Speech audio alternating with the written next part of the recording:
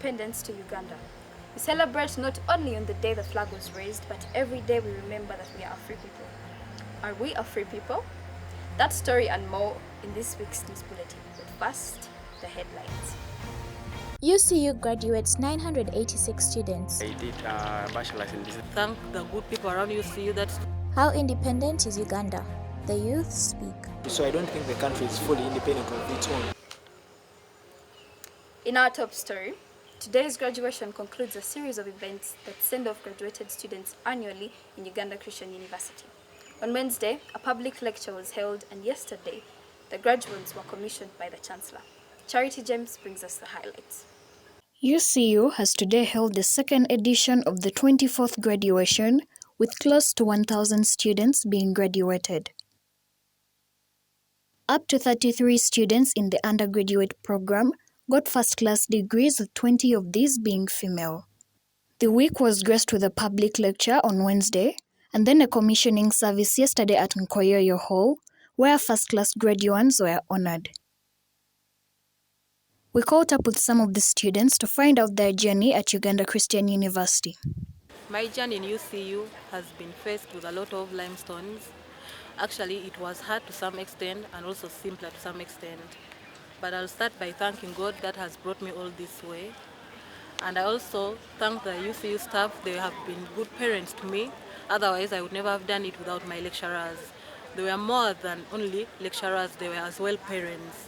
I did a bachelor's in business administration at UCU main campus here. I majored in accounting. It's been a good journey.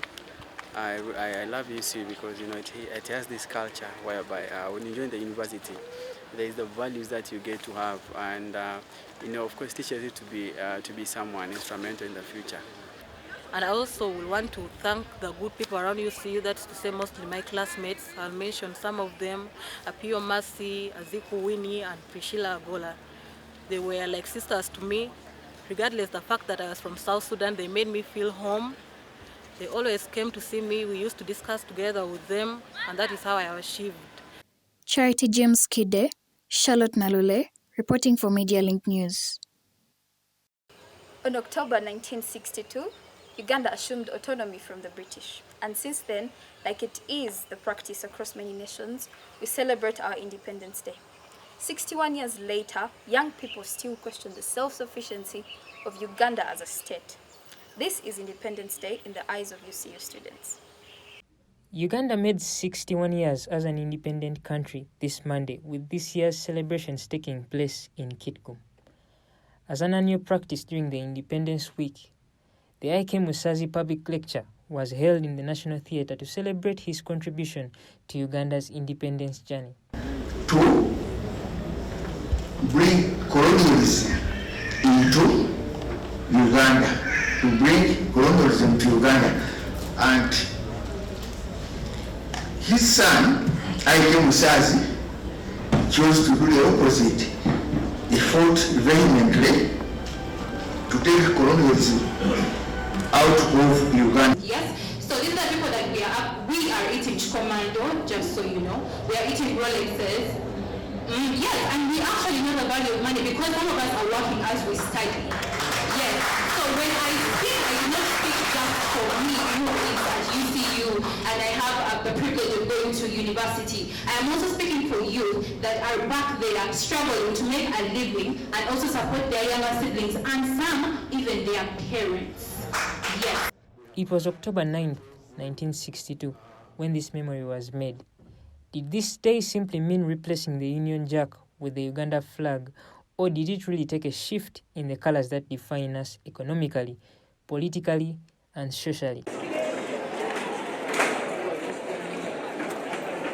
I took a walk around campus to find out the students' perceptions of what independence really brings to their minds. So, I am independent, but there are certain people in this country who will argue out they are not independent, and they have certain reasons. Because of the term of what independence is, it is freedom, to us it is standing boldly in a certain gap and enjoying certain benefits. So you find someone probably in Karamoja saying they're not independent because they are living in fear of whether the certain part of the Nile is about to cut themselves off Uganda. So certain people do not access social services like health, like education. You will find stories of people who are living up country, of these children have to first take care of their siblings and then later on go and study. So you will find that probably the nearest health center is in the next city. So that leaves back a question to our leaders. Are we actually independent as we celebrate independence? I don't think that the country is independent by its own, because we still see that the country still relies on these non-government organizations that are from other countries that still give us financial support in the country. So I don't think the country is fully independent of its own. If we're independent by ourselves, we would be like would be able to finance ourselves without support from other organizations that come from other countries. So I believe that the country is not yet fully independent of its own. Like we as Uganda, as a country, we still rely on our superpower, that is Britain, for support, for loans, for grants, so that we can develop our economy. We still rely on them for loans. It's the one which dictates the policies that we must, as a country, follow. So it limits our ability to, as a country, to make decisions. Since we have to make decisions, since most of the decisions we make have to be approved by the Commonwealth, and the Commonwealth is Britain. So we are still not fully developed. We are still not fully independent since we are under the Commonwealth. 61 years down the road, the youthful population in Uganda still questions the level of independence of the country, with questions rising on issues like unemployment and poor service delivery. What more can those who are custodian of the power do to be able to solve some of these insufficiencies? Okurut Timothy, Pamela Nawire, Media Link News. So there's a new club at campus that teaches students how to perfect their public speech. When we come back from the break, we'll find out more about that. Stay tuned.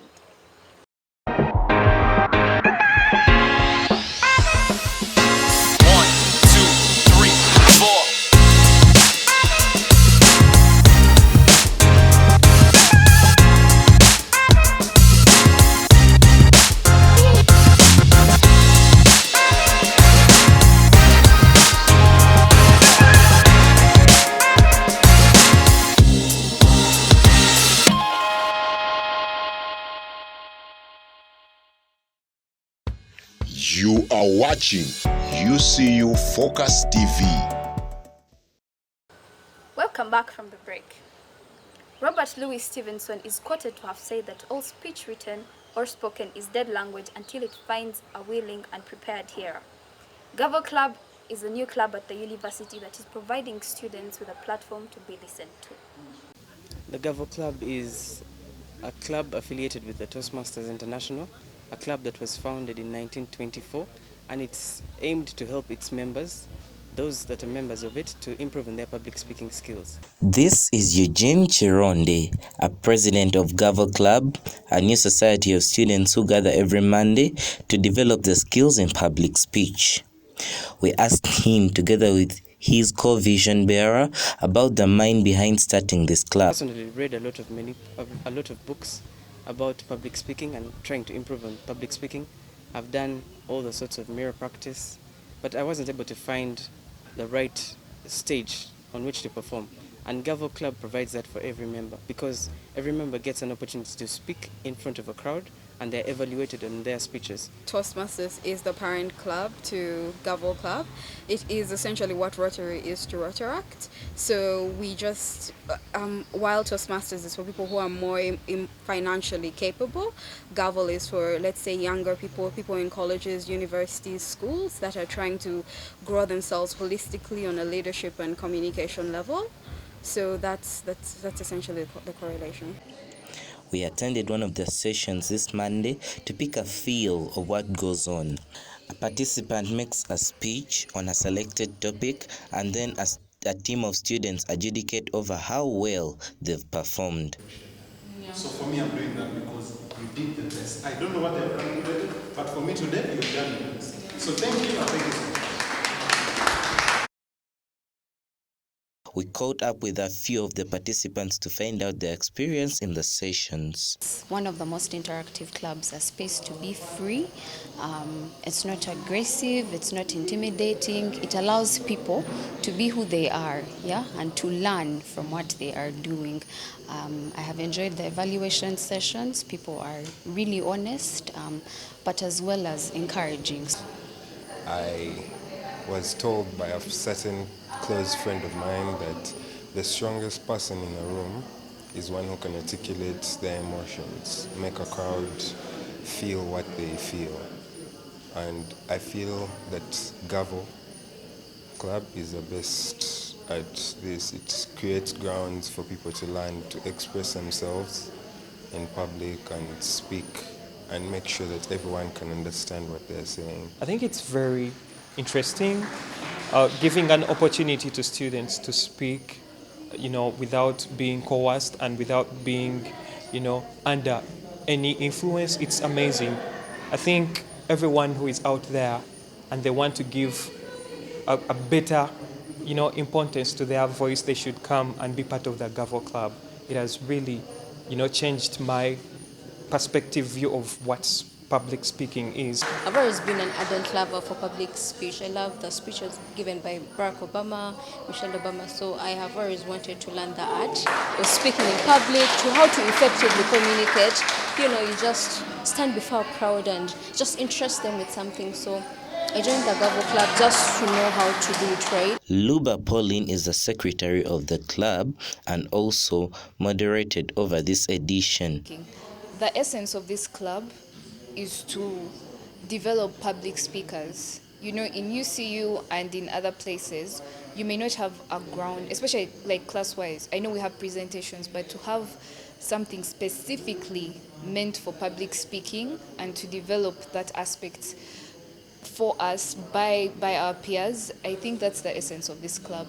And I've always been passionate about public speaking, and once I heard about this vision and so forth, I wanted to climb aboard on it.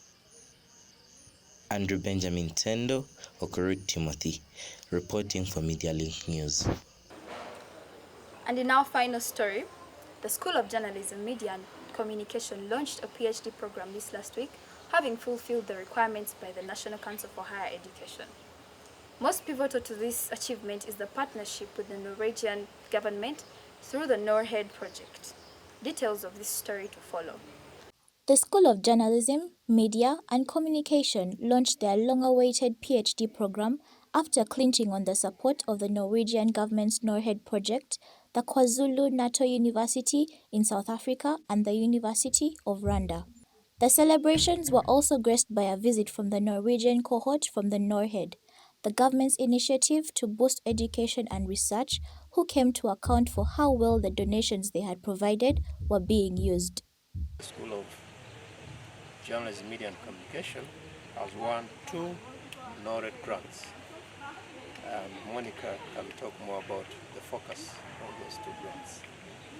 But the NORHED team came here to share with us on what we have achieved so far with the support we have received. So we've been briefing them on how these 2 NORHED grants have influenced research and partnerships here and innovations at UCU. And one of the latest products of this support has been the accreditation of our brand new PhD in Journalism, Media and Communication. So we put in a very strong research component, and we are working in 4 thematic areas. One is media democracy and development. The other is media identity, representation and participation. The other one is media and risk, and the other is media and health. And in each of those areas, we are hoping to develop a team led by a postdoc. And those teams will influence the areas in which people do their PhDs, will also influence the areas in which our focus and our teaching and also our publication is. They visited some of the university installations that support the School of Journalism, like the Media Lab and e-learning center in the Hamu Mukasa Library, as well as the studios in the School of Journalism.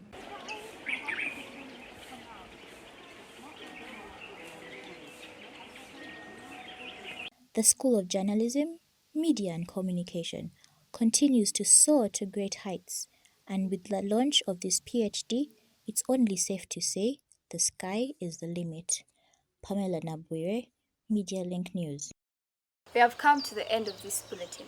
Thank you for keeping us company till now. Please remember to like, share and subscribe. Have yourselves a lovely weekend. I remain Lucy Nuwasasira.